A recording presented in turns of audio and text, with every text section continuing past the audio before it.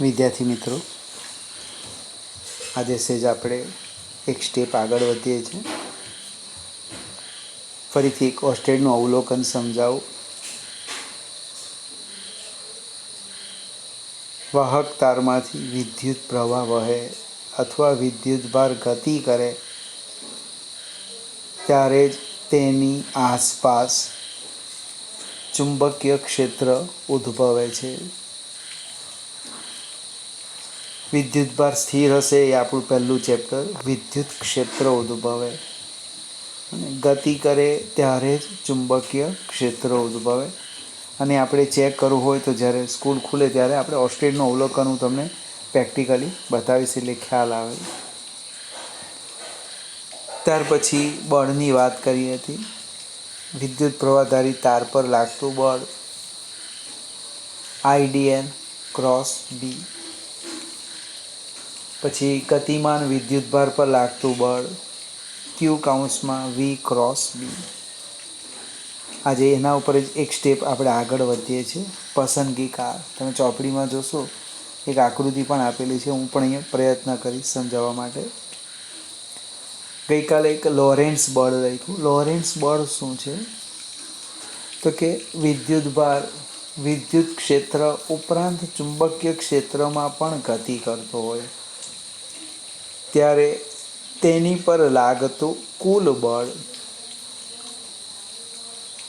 વિદ્યુતભાર વિદ્યુત ક્ષેત્ર ઉપરાંત ચુંબકીય ક્ષેત્રમાં પણ ગતિ કરે ત્યારે તેની પર લાગતું કુલ બળ. તો કુલ બળ એટલે બે ક્ષેત્ર થયા. એક વિદ્યુત ક્ષેત્ર એટલે FE અને બીજું ચુંબકીય ક્ષેત્ર એટલે FB. અહીંયા લખ્યું છે FE અને FB. એની કિંમત મેં ઉપર મૂકી છે. હવે વિદ્યુત ક્ષેત્ર, ચુંબકીય ક્ષેત્ર અને વેગ પરસ્પર લંબ હોય તો એ કેસ જોવાના આપણે એક યામ પદ્ધતિ લઈ લઈએ. આ રીતના ચોપડીમાં લગભગ આપી છે. આપણને ખબર છે આ X, આ Y, આ Z. આપણે ઇલેક્ટ્રિક ફિલ્ડ વિદ્યુત ક્ષેત્ર y અક્ષની દિશામાં લઈએ. આ દિશામાં E લઈએ E. ચુંબકીય ક્ષેત્ર આ દિશામાં લઈએ મેગ્નેટિક ફિલ્ડ z અક્ષની દિશામાં. અને વેગને આપણે x અક્ષની દિશામાં લઈએ. તો ત્રણે ત્રણ બળના સદિશ સ્વરૂપ લખેલા છે અહીંયા. હવે થોડીક સબસ્ક્રિપ્ટ ઉપર પહોંચી ગયો છે એટલે વાંચવામાં ભૂલ નહીં કરવાની. FE એટલે ઇલેક્ટ્રિક ફિલ્ડ આમ લખાય આમ. FE બરાબર QE પણ સદિશ સ્વરૂપ લઈએ તો આપણે લખ્યું શું? વિદ્યુત ક્ષેત્ર y અક્ષની દિશામાં એટલે અહીંયા J લખ્યું. અહીંયા FB એટલે મેગ્નેટિક ફિલ્ડ છે. એ બી સબસ્ક્રિપ્ટ છે પણ અહીંયા સાથે ગુણાઈ ગયો છે. એને તમારે આમ વાંચવાનું FB. એક પાછો ફરીથી લખું છું. આ FE અહીંયા લખી દઈએ FB. કોની જગ્યાએ? આની જગ્યાએ. હવે FB કેવી રીતે લખવાનું? તો Q V x અક્ષની દિશામાં એટલે VI એકમ સદિશ I ક્રોસ B K કેમ લખ્યું? તો કે ચુંબકીય ક્ષેત્ર z અક્ષની દિશામાં છે એટલે QVB I cross K. I cross K યાદ કરો એટલે J આવે પણ પ્લસ J કે માઇનસ J એ નક્કી કરવાનું. તો IKJ લખે બને. K ક્રોસ આવ્યો હોય તો પ્લસ J. અહીંયા ઊંધું છે. I ક્રોસ K એટલે શું આવવાનું? માઇનસ J આવવાનું. એટલે FB લખાશે માઇનસ QVB છે. આ કિંમત જે છે એ આપણે લોરેન્ટ્ઝ બળમાં મૂકી દઈએ તો શું થવાનું? F બરાબર QEJ માઇનસ QVB છે. Q સામાન્ય કાઢી લીધો. E માઇનસ VB જે. ફરીથી એકને એક વાત સમજાવું. ઘણી ઈચ્છામાં લોરેન્ટ્સ બળનું સૂત્ર લખ્યું, F બરાબર QE plus Q કાઉન્સમાં V cross B. આ બધા સદીશ છે, સદીશ આ રીતના. અથવા એને મેં ટૂંકમાં લખ્યું FE ને FB. ધારણા કરી, ધારો કે વિદ્યુત ક્ષેત્ર y અક્ષની દિશામાં, ચુંબકીય ક્ષેત્ર z અક્ષની દિશામાં અને વેગ એ x અક્ષની દિશામાં હોય, તો જે FE છે, આ FE કેટલા થાય તો કે આટલા. QE છે, FB કેટલા થાય તો આના 3 સ્ટેપ લખેલા છે. એક સ્ટેપ આ VI plus BK, QVB I cross K અને I ક્રોસ K એટલે માઇનસ Z આટલા થયા. આ બંને જ કિંમત, આ FB અને FEની કિંમત આમાં મૂકી દીધી, એટલે સ્ટેપ આવે છે આ રીતના.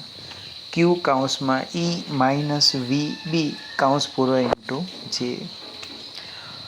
હવે આ જે વિદ્યુત ક્ષેત્ર છે, ચુંબકીય ક્ષેત્ર અને વેગ, એના આપણે એવા મૂલ્યો પસંદ કરીએ, પસંદગીકાર. વિદ્યુત ક્ષેત્ર, ચુંબકીય ક્ષેત્રના મૂલ્યો આપણે એવા પસંદ કરીએ કે E બરાબર VB થાય. પ્રશ્ન એ ઉદ્ભવે, એમાં આપણને શું ફાયદો થયો? જો E બરાબર VB થાય તો વિદ્યુતભાર પર લાગતું સમાસ બળ, પરિણામી બળ શૂન્ય થાય. શૂન્ય થાય એનો અર્થ વિદ્યુતભાર ક્ષેત્રમાં વિચલન પામ્યા સિવાય અચળ વેગથી ગતિ કરે. મને એક ક્ષેત્રમાં ગતિ કરતો છે, એની ઉપર બળ લાગે છતાં પણ એનું વિચલન થતું નથી. મને E બરાબર VB થાય તો વિદ્યુતભાર પર લાગતું સમાસ બળ શૂન્ય થાય.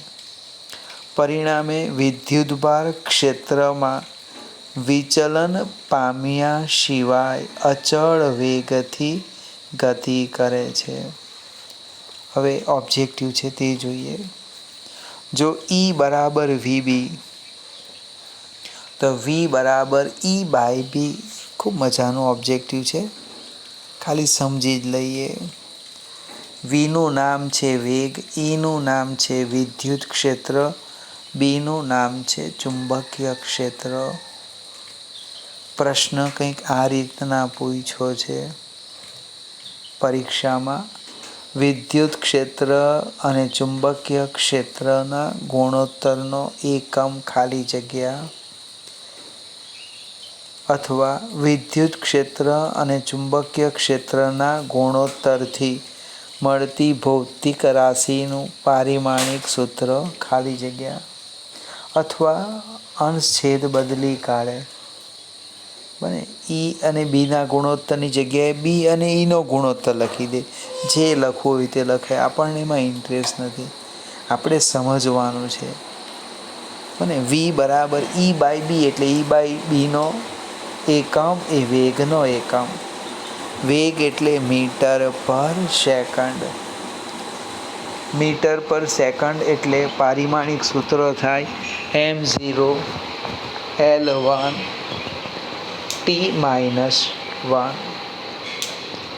ઉલટાવી કાઢે તો મીટર પર સેકન્ડની જગ્યા લખવાનું સેકન્ડ પર મીટર. એને અનુરૂપ પારિમાણિક સૂત્ર તૈયાર કરવાનું. ફરીથી ભાગ 2માં આની ચર્ચા આવશે ને થોડી ઘણી ચર્ચા હજુ પણ હશે. હવે આ શરતનો ઉપયોગ કરીને અહીંયા લખ્યું છે તે સમજાવું. જુદી જુદી ઝડપે ગતિ કરતા વિદ્યુતભારોની કિરણાવલીમાંથી ચોક્કસ વેગના વિદ્યુતભારિત કણોને પસંદ કરી શકાય. આપણા ટીવીમાં થોડીક આવી સિસ્ટમ આવે. વિદ્યુત ચુંબકીય તરંગો, વિકિરણો જુદા જુદા વેગથી ગતિ કરતા હોય, એમાંથી ચોક્કસ વેગના વિદ્યુતભારિત કણોને પસંદ કરી શકાય. કેવી રીતના? તો કે વિચલન પામ્યા વગર ગતિ કરે. અને મને વિદ્યુત ક્ષેત્ર ખબર છે, ચુંબકીય ક્ષેત્ર ખબર છે, તો એ જે કિરણાવલી છે એનો હું વેગ શોધી કાઢું. એટલા જ માટે આપણું હેડિંગ લખેલું છે. આમ ઈ અને બી એટલે વિદ્યુત અને ચુંબકીય ક્ષેત્ર વેગ પસંદગીકાર તરીકે વર્તે છે. ફરીથી આ લખીને તૈયાર કરો. સમજો, લખીને મીન્સ સમજીને તૈયાર કરો. સ્ટેપ કેવી રીતે આવે. તમે જો તો દિશા બદલી કાઢજો, વિદ્યુત ક્ષેત્રની જુદી લેવ, ચુંબકીયની જુદી લેવ, પણ યાદ શું રાખવાનું? ત્રણેય પરસ્પર લંબ લેવાના. સમજૂતીમાં કોઈ ફેરફાર થવાનો નથી. એક સ્ટેપ આપણે આગળ જઈએ. હવે કદાચ મેં શીખાયું એમાં ચોપડી પ્રમાણે એકાદ થિયરી આમ તેમ પણ થઈ જાય. શરૂઆત કરી હતી તેમાં મેં વિદ્યુત પ્રવાહ ધારિત તારને ચુંબકીય ક્ષેત્રમાં મૂકવામાં આવે તો લાગતા બળનું સૂત્ર કીધું હતું. આપણી બુકમાં એની સાબિતી છે, તો ફરીથી હું એક સાબિતી સમજાવું. મારી પાસે એક વાહક તાર છે. એના નિયમિત આડછેદનું ક્ષેત્રફળ એ છે અને એની લંબાઈ L છે. એની અંદર વિદ્યુત ભારની સંખ્યા ઘનતા N છે અને વિદ્યુત ભારનું મૂલ્ય Q લઈ લઈએ. હવે આ જે સળીઓ છે એ સળિયાનું કદ લખી દઈએ. અહીં મેં લખ્યું છે વાહક સળિયાનું કદ, તો કે આડછેદનું ક્ષેત્રફળ ગુણ્યા લંબાઈ એટલે AL.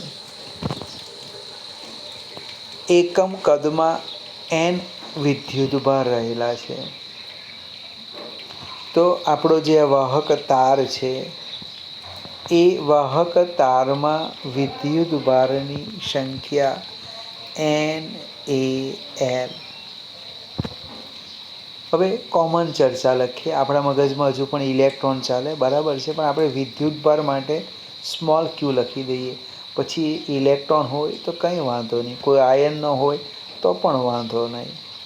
એટલે આ વાહક તારમાં કુલ વિદ્યુતભાર કેટલો છે? તો કે NaLQ. અને ફરીથી આજે એક સળિયો બતાવ્યો છે, એની લંબાઈ L છે અને આડછેદનું ક્ષેત્રફળ એ છે અને સંખ્યા ઘનતા N છે. સળિયાનું કદ લખ્યું L, વિદ્યુતભારની સંખ્યા લખી અને કુલ વિદ્યુતભાર લખ્યો Q. સુવાહકમાં ગતિમાન વિદ્યુતભાર વાહકનો ડ્રિફ્ટ વેગ Vd લઈ લઈએ અને સમાન ચુંબકીય ક્ષેત્ર જેમાં મૂકેલો છે એને આપણે B કહીએ. ફરીથી વિદ્યુતભાર વાહકનો ડ્રિફ્ટ વેગ Vd લખો તો V લખો, પણ યાદ રાખવાનું. અને સમાન ચુંબકીય ક્ષેત્ર B હોય તો વિદ્યુતભાર પર લાગતું બળ આપણે જે આગળ લખી ગયા અથવા મેળવ્યું તે જ લખીએ. F બરાબર કેપિટલ Q કૌંસમાં V ક્રોસ B. અહીંયા લખ્યું છે જો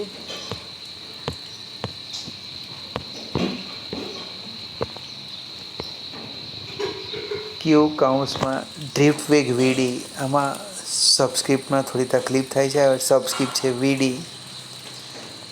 F બરાબર Q કૌંસમાં Vd ક્રોસ B અને F સદિશ છે, V સદિશ છે, B છે, આ D આમ લખવાનું, આ Vd. Qની કિંમત મૂકી NaLQ કૌંસમાં Vd ક્રોસ B. પરંતુ NaQ ડ્રિફ્ટ વેગ Vd અને Lને આપણે સાઈડ પર લઈ લીધો. ત્રીજું ચેપ્ટર યાદ આવે તો I બરાબર એ વી ક્યુ,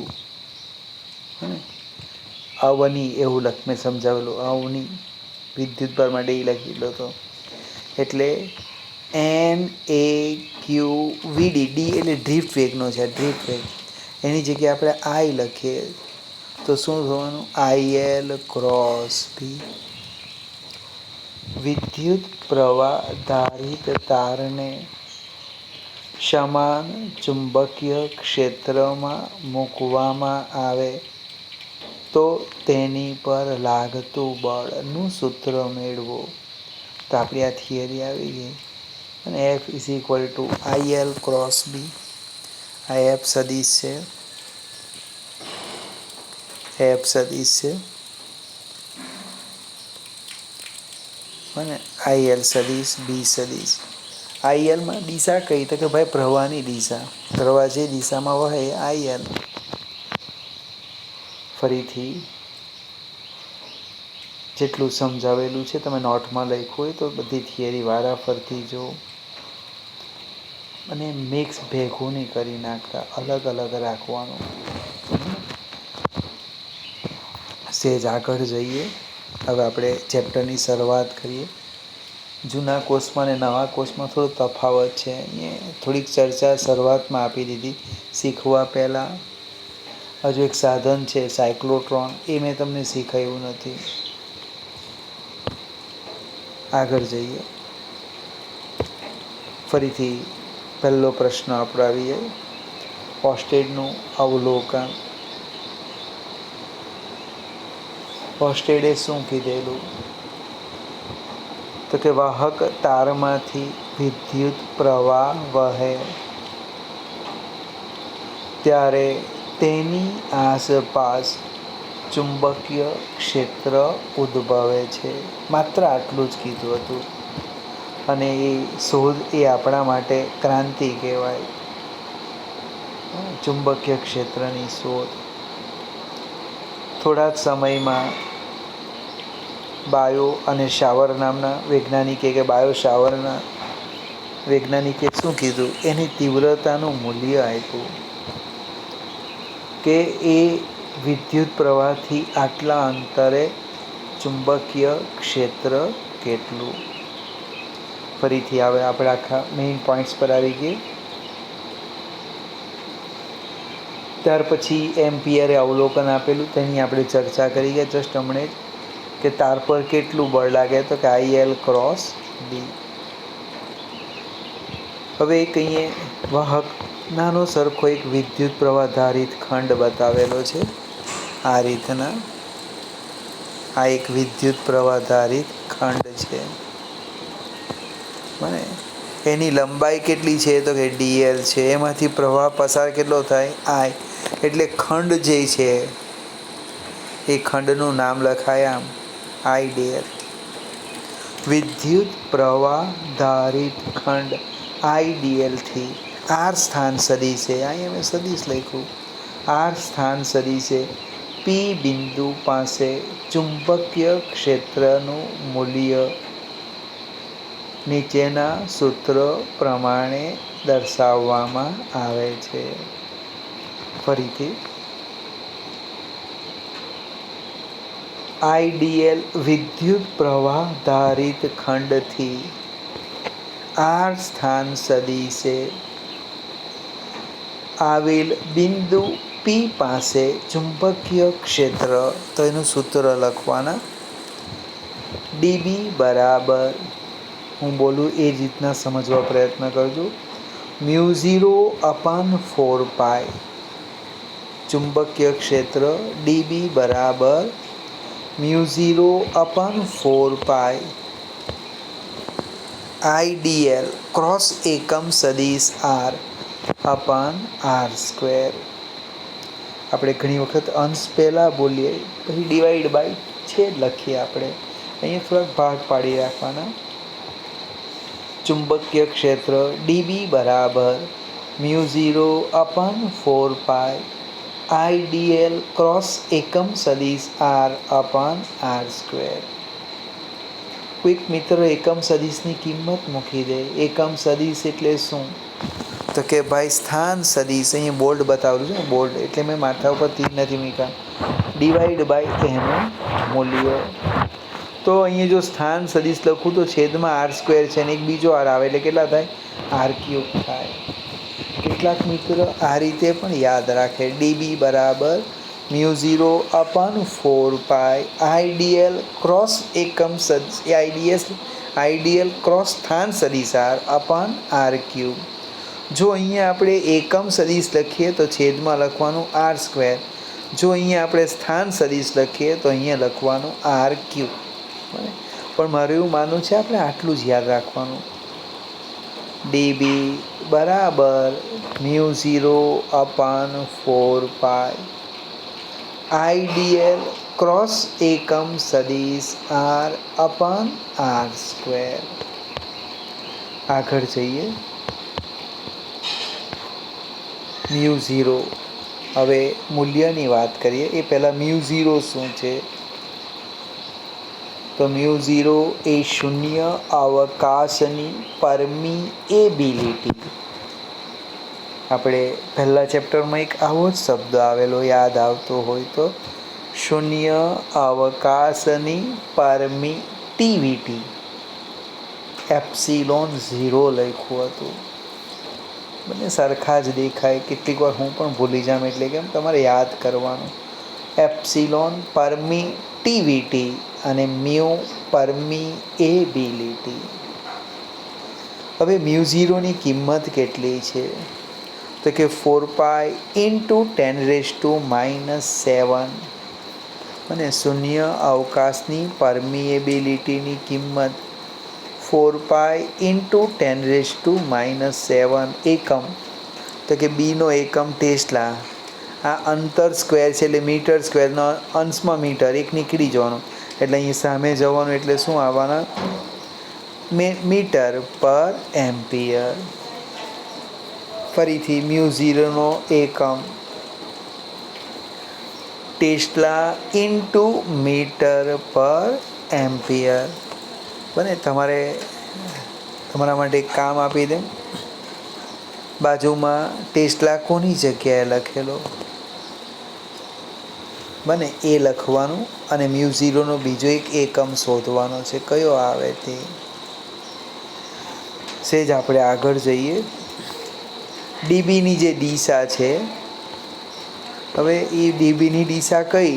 તો કે આઈડીએલ અને એકમ સદીશ આર, આઈડીએલ અને એકમ સદીશ આર અથવા આઈડીએલ અને સ્થાન સદીશ આરથી રચાતા સમતલને લંબ.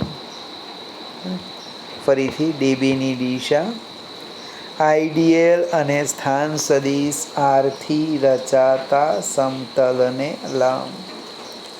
થીટા એ આઈડીએલ અને સ્થાન સદીશ આર વચ્ચેનો કોણ. ફરીથી આજે જૂના કોર્સની વાત કરું તો ઓસ્ટેડનું અવલોકન પછીની આ પહેલી થિયરી હતી.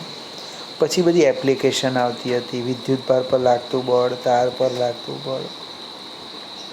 ફરીથી બાયો સાવરનો નિયમ, ડીબી બરાબર μ0 અપન 4 આઈડીએલ ક્રોસ એકમ સદીશ આર, આઈડીએલ ક્રોસ એકમ સદીશ આર અપન આર સ્ક્વેર. આટલું તૈયાર કરવાનું, લખીને કમ્પ્લીટ નોટ બનાવી દેજો તો વધારે ખ્યાલ આવશે. આ સૂત્ર આવડશે તો આવતીકાલે આપણે લગભગ મારા ખ્યાલ પ્રમાણે પહેલી થિયરી છે તે જોઈશું.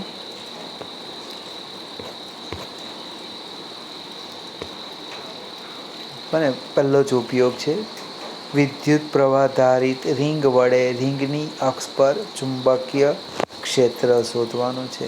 જોઈએ જે સમય થાય જે પ્રમાણે કામ થાય એ રીતના કરીશું.